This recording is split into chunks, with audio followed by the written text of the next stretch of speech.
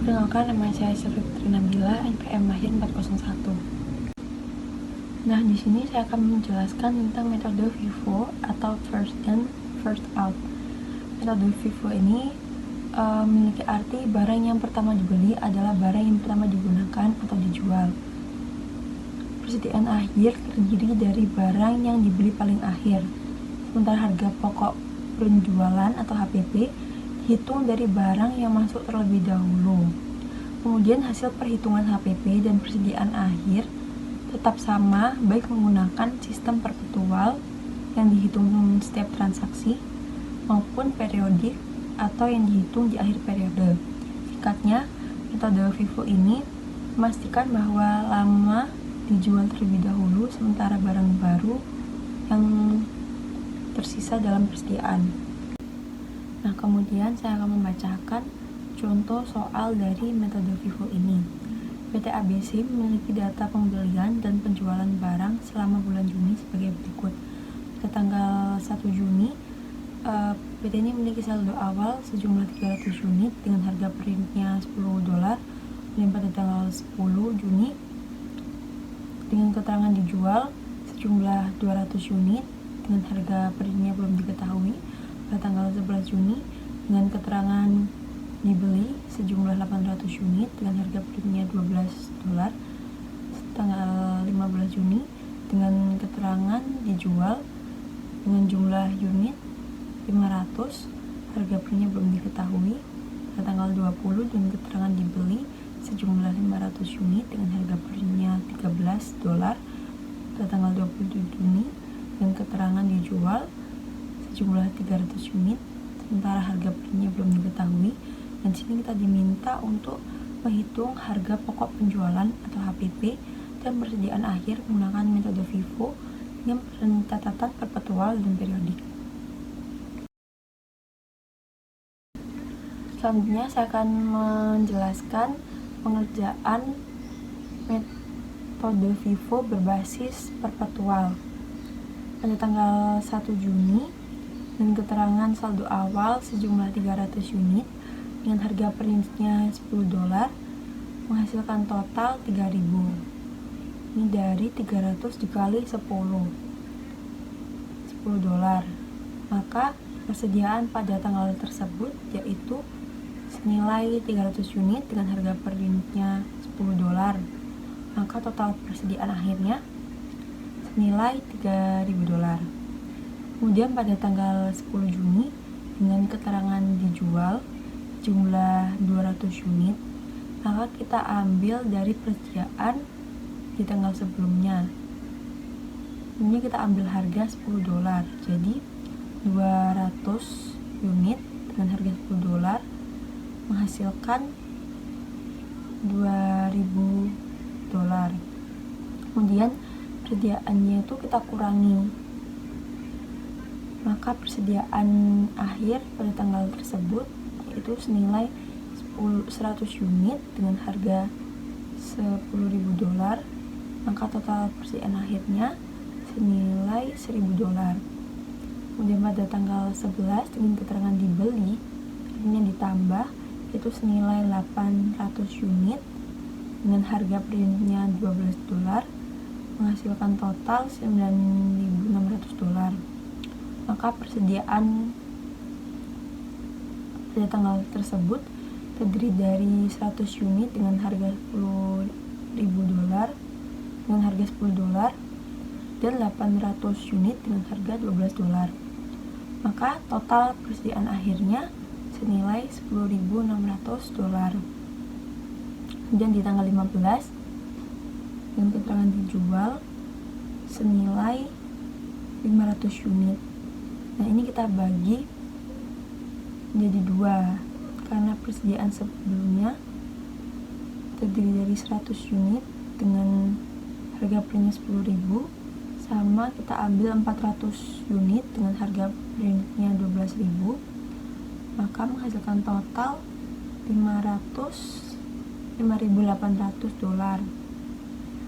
Maka persediaan akhirnya yaitu senilai 400 unit dengan harga $12.000, maka total persediaan akhir senilai $4.800. Kemudian di tanggal 20 Juni dengan keterangan dibeli, maka ditambah senilai 500 unit dengan harga $13 per unit, menghasilkan total 6.500. Maka jumlah persediaan pada tanggal tersebut terdiri dari 400 unit senilai $12 dan 500 unit senilai $13. Maka total persediaan akhirnya yaitu 11.300. Kemudian pada tanggal 27 Juni dan keterangan dijual dan jumlah unitnya 300, kita ambil harga yang 12.000, maka menghasilkan total $3.600. Maka persediaan pada tanggal tersebut menjadi 100 unit dengan harga $12 dan 500 unit dengan harga $13. Maka total persediaan akhirnya senilai $7.700. Ini kita menghitung harga pokok penjualannya. Sini persediaan awalnya senilai 3.000 ditambah dengan pembelian senilai 16.100 menghasilkan barang yang tersedia senilai $19.100. Kemudian dikurangi persediaan akhir senilai 7.700 menghasilkan harga pokok penjualan senilai 11.400. Berikutnya saya akan menjelaskan pengerjaan berbasis metode FIFO periodik. Nah, di sini keterangan yang pertama yaitu persediaan awal dengan jumlah 300 unit dengan harga per unitnya $10 dengan total $3.000. Kemudian keterangan yang kedua ada pembelian. Pembelian yang pertama pada tanggal 11 Juni dengan 800 unit dengan harga per unit $12 dengan total $9.600.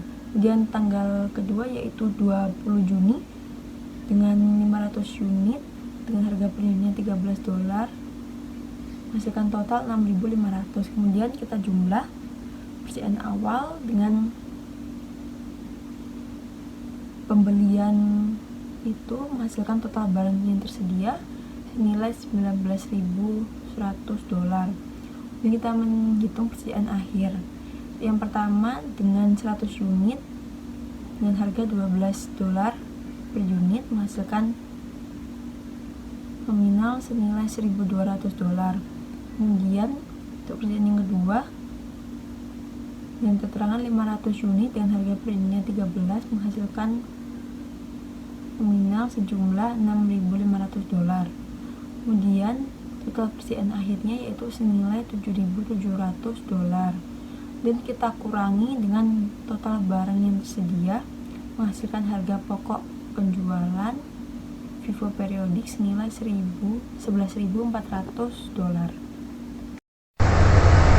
Perkenalkan, nama saya Jarmisa dari NPM Akhir 369. Di sini saya dan teman-teman saya akan membahas terkait bab 8 yaitu tentang penilaian persediaan dan pendekatan berbasis biaya.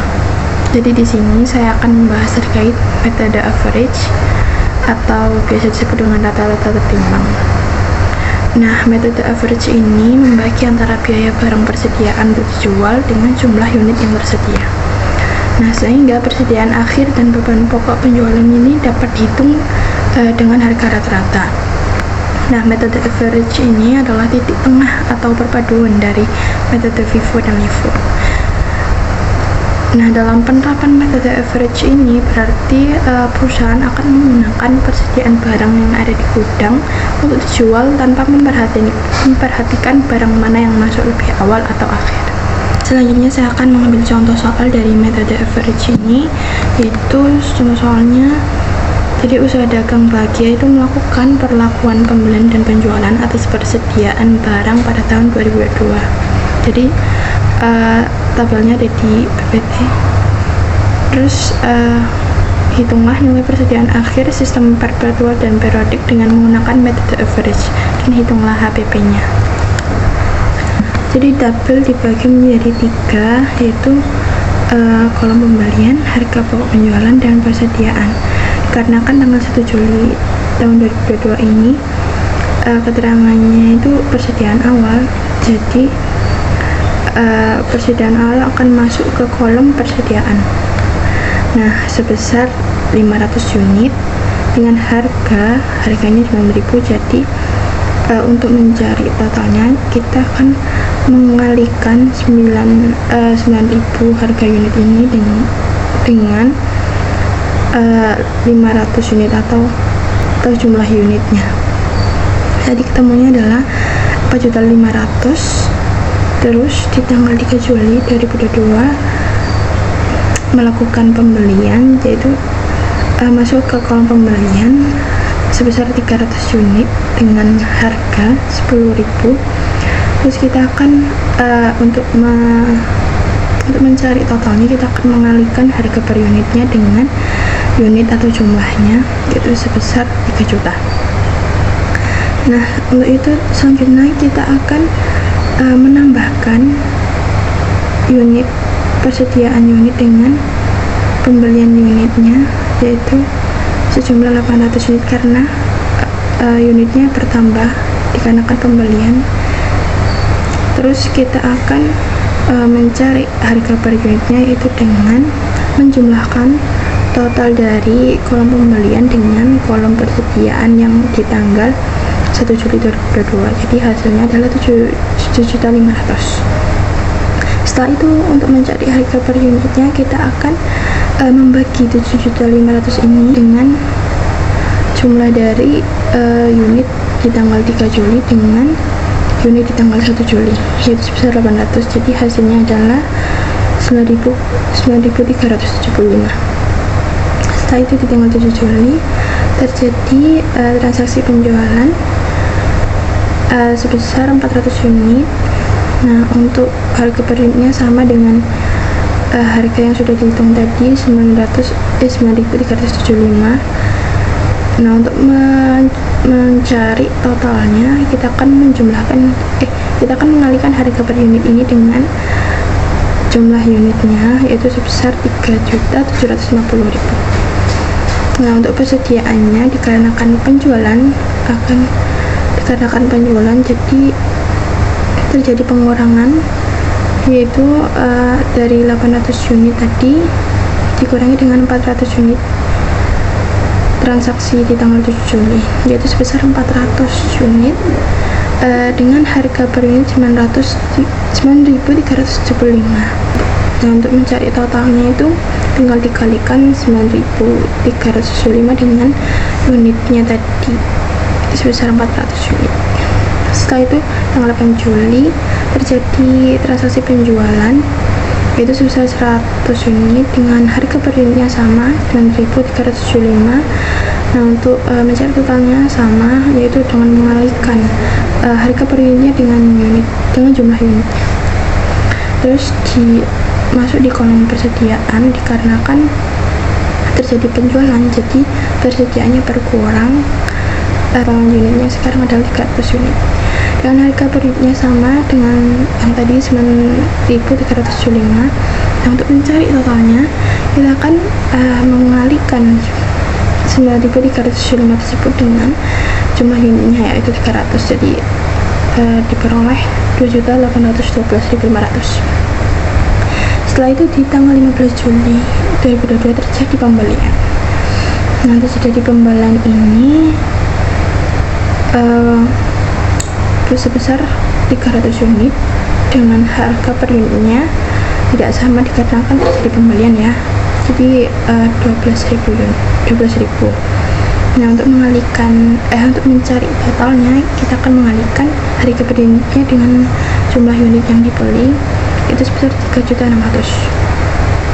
Nah, karena terjadinya pembelian, jadi di kolom persediaannya bertambah 300. Jadi yang awalnya yang tadinya di tanggal 8 Juli 300 jadi bertambah dengan pembelian di tanggal 15 Juli, yaitu sebesar jika totalkan menjadi 600 unit. Nah, untuk mencari harga per unitnya kita akan menjumlahkan terlebih dahulu di saldo persediaan di total yang tadi 2.812.500 dengan jumlah total pembelian tadi 3.600.000. Jadi ketemunya hasilnya adalah 6.412.500. Nah, untuk mencari harga per unitnya kita akan membagi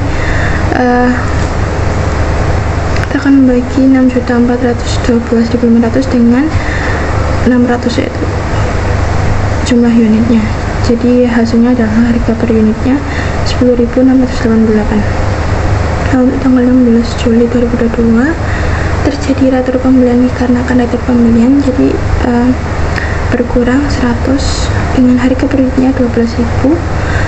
Nah, untuk mencari totalnya yaitu dikalikan sama seperti tadi, yaitu sebesar 1.200.000. Nah, dikarenakan terjadi retur pembelian, jadinya berkurang di persediaan menjadi 500.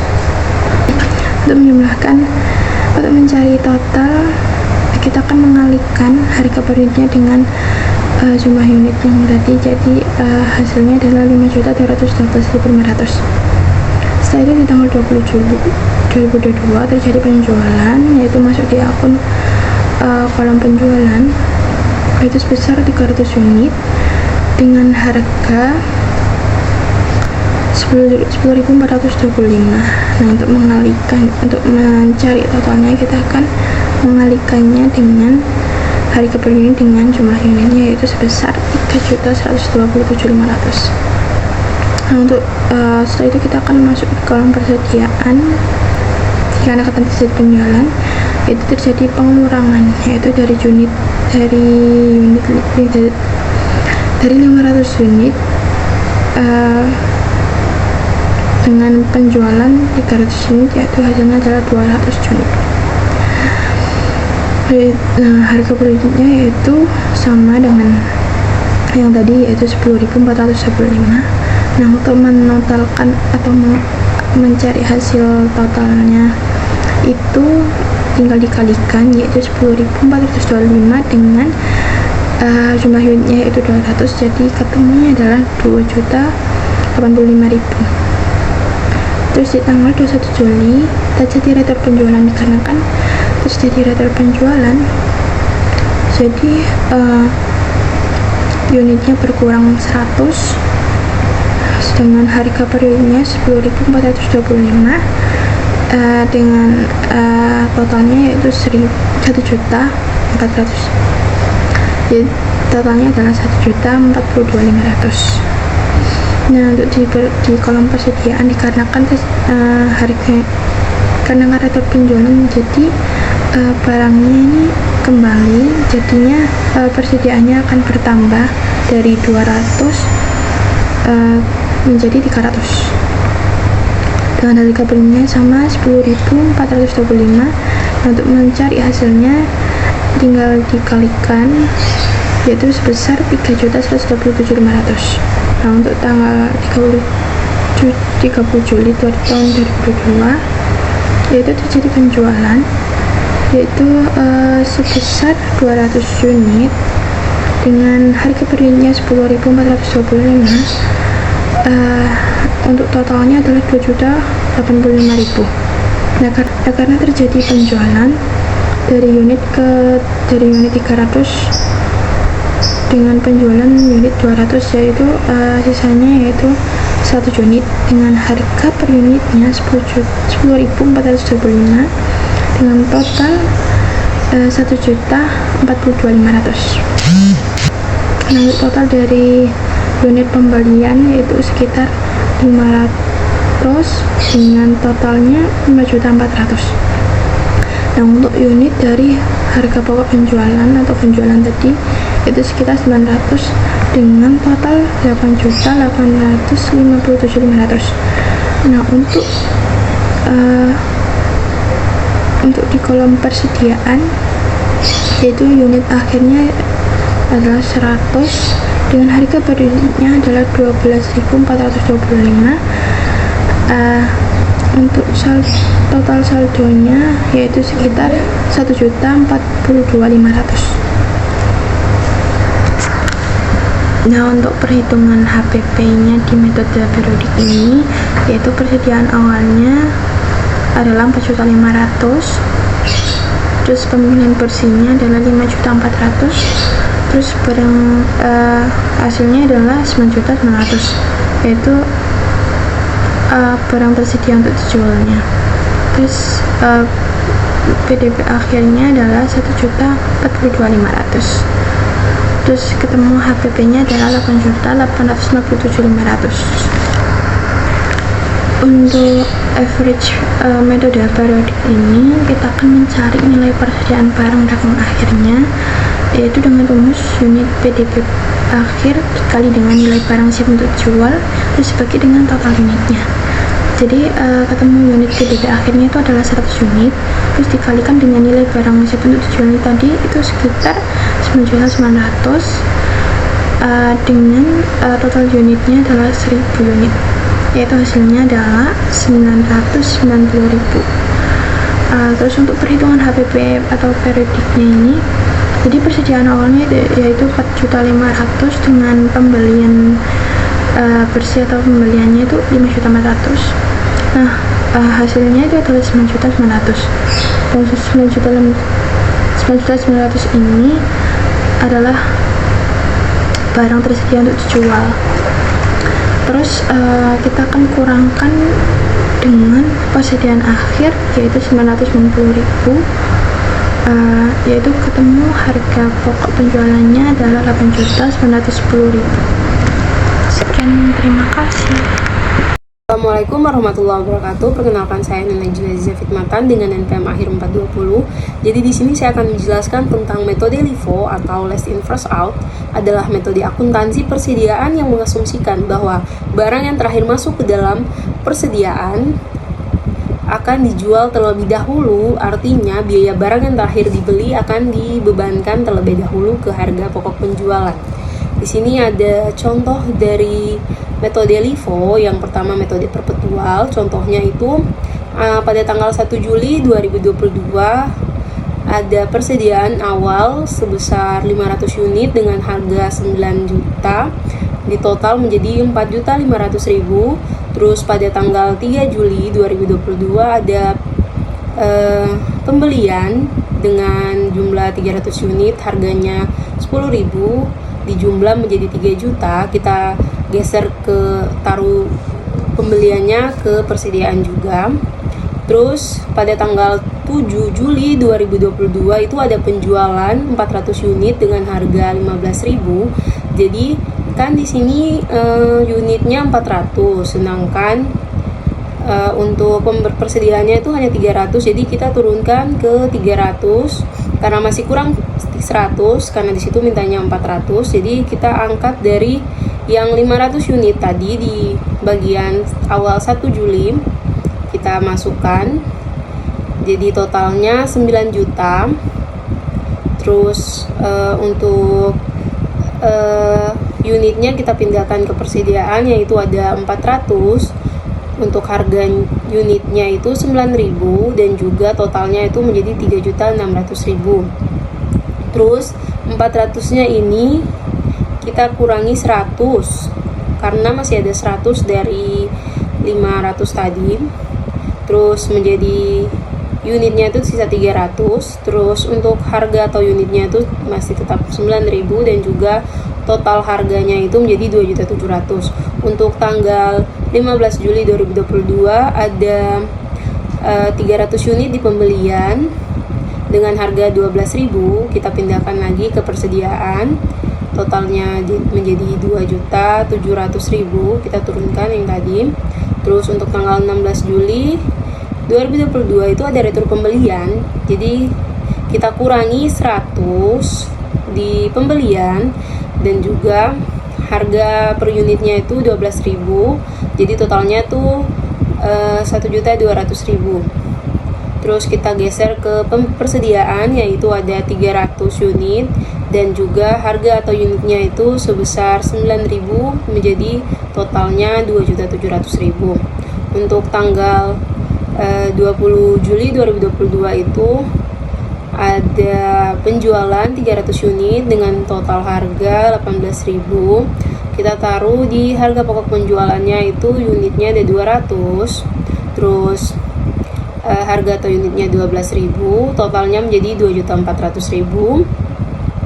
Terus turun ada 100, terus di unitnya harga unitnya ada 9.000 dan juga totalnya itu menjadi 900.000. Untuk persediaannya itu ada 200, terus di harga atau unitnya ada 9.000 dan juga totalnya itu menjadi 1.800.000.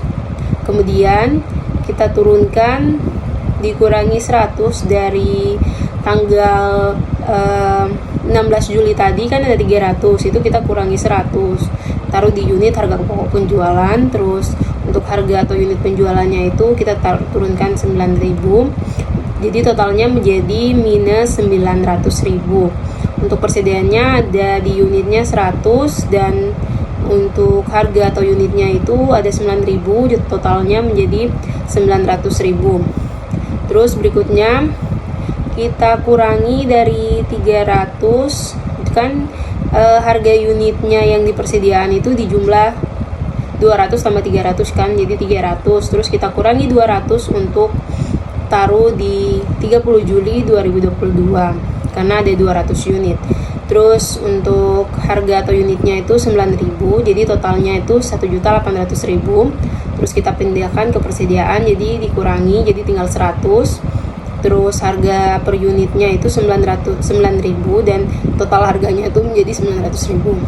Untuk totalnya kita total ke bawah semua. Jadi yang pertama ada 300 di tanggal 3 Juli 2022, terus tanggal 15 Juli 2022 juga ada 300, terus dikurangi dengan tanggal 16 Juli itu ada returnya 100, jadi totalnya 500.000 itu untuk di pembelian, dan total harganya semua menjadi 5.400.000. Untuk harga pokok penjualannya itu ada 900.000 dan totalnya itu 9 juta. Untuk persediaannya 100, harga per unitnya itu 9.000 dan juga total dari persediaannya itu menjadi 9 juta. Yang kedua ada harga pokok penjualan atau HPP-nya itu persediaan awal 4.500.000, terus pembelian bersihnya 5.400.000. Untuk barang untuk dijual 9.900.000, kita jumlah itu 4.500.000 ditambah dengan 5.400.000, jadi totalnya 9.900.000. Untuk PBD akhirnya itu menjadi minus 900.000 dan harga pokok penjualannya itu totalnya menjadi 9 juta.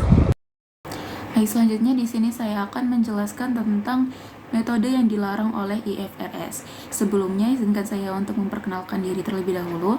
Saya Zara Syafira Ramadhani dengan nomor NPM akhir 238. Jadi, metode yang dilarang oleh IFRS ialah metode LIFO atau last in first out atau masuk terakhir keluar pertama. Nah, metode ini itu dilarang oleh IFRS karena dapat membuat laporan keuangan menjadi tidak akurat dan juga tidak mencerminkan kondisi keuangan yang sebenarnya. Nah, alasannya yaitu yang pertama karena LIFO ini bisa memanipulasi laba. Jadi dalam kondisi inflasi misalnya, LIFO ini membuat barang yang baru dibeli dengan harga yang lebih mahal tentunya dijual lebih dulu, sehingga membuat HPP itu lebih tinggi dan laba itu terlihat lebih kecil. Jadi jika perusahaan tiba-tiba menjual stok lama dengan harga yang jauh lebih rendah ini, bisa meningkatkan laba secara tidak wajar, atau bisa disebut likuidasi LIFO. Yang kedua, nilai persediaan jadi tidak akurat. Nah, LIFO ini membuat barang lama tetap ada dalam laporan keuangan, meskipun harganya sudah tidak relevan dan dengan pasar saat ini. Misalnya, jika perusahaan masih memiliki stok lama yang dibeli 10 tahun lalu, nilai barang di laporan keuangan bisa jauh lebih rendah daripada nilai pasar sebenarnya. Yang ketiga, bisa digunakan untuk mengurangi pajak. Nah, karena LIFO ini meningkatkan biaya pokok penjualan atau HPP dan menurunkan laba, perusahaan ini pastinya bisa membayar pajak lebih sedikit.